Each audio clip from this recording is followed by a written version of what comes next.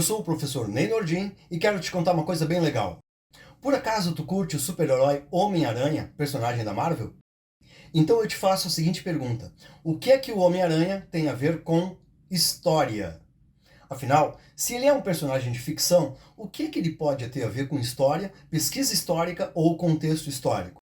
Alguns mais conhecedores podem até lembrar de alguma aventura que teve por base algum evento histórico real, como foi o caso da edição Homem-Aranha, 11 de setembro, que situava o herói no ataque às Torres Gêmeas de 2001.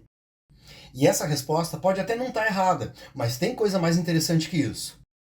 Como professor de história, eu sempre tento mostrar para os meus alunos que mesmo as coisas que não são baseadas em fatos históricos, como obras de ficção, podem possuir uma coisa chamada historicidade. Historicidade é a qualidade de alguma coisa ser baseada em referências sociais, culturais e históricas, ou seja, possuir uma conexão com a realidade. Mesmo que não seja exatamente real, pode ser pensada e compreendida considerando o momento e as circunstâncias em que ela surgiu. A partir daí, a historicidade nos lembra que tudo está ligado à história e que os fatos, as ações e até mesmo as formas de pensar são influenciadas pelo contexto da época em que foram produzidas.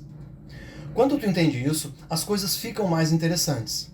Então, eu volto a te perguntar: o que é que o Homem-Aranha tem a ver com história ou como a gente pode compreender a historicidade nas aventuras desse herói? A resposta é a seguinte: o Homem-Aranha foi criado por Stan Lee e Steve Ditko.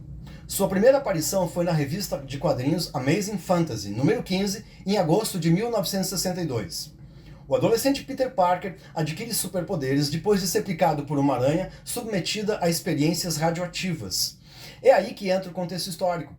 Ele vive em Nova York, no meio da Guerra Fria, um momento em que a coisa mais avançada da ciência era a energia nuclear. Bombas atômicas e radioatividade eram coisas que davam muito medo. Isso era tão forte que contagiava toda a cultura. Foi por isso que os criadores usaram a radioatividade como um recurso para que o herói ganhasse os seus superpoderes.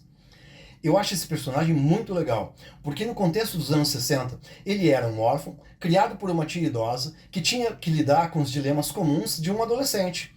Além de ter que se adaptar com a rotina de estudante e combatente do crime. É o primeiro herói que teve problemas reais. A minha infância foi marcada pelos quadrinhos e animações do Homem-Aranha. Em 1977 veio o filme para a TV. Foi emocionante ver a materialização do personagem. Ainda era o contexto da Guerra Fria. Até que a gente chega na versão para o cinema do Sam Raimi de 2002. Eu adorei. Captou bem a essência daquele adolescente com dilemas e dificuldades de se relacionar. Novamente bem adaptado num contexto cultural dos anos 2000. Só que tem uma coisa que também foi adaptada. Agora, a aranha que transfere poderes ao Peter Parker é uma aranha que foi geneticamente modificada a partir de outras 15 espécies. Exatamente porque nesse momento, a coisa mais avançada que a gente tinha na ciência eram as pesquisas em torno do DNA e da manipulação genética.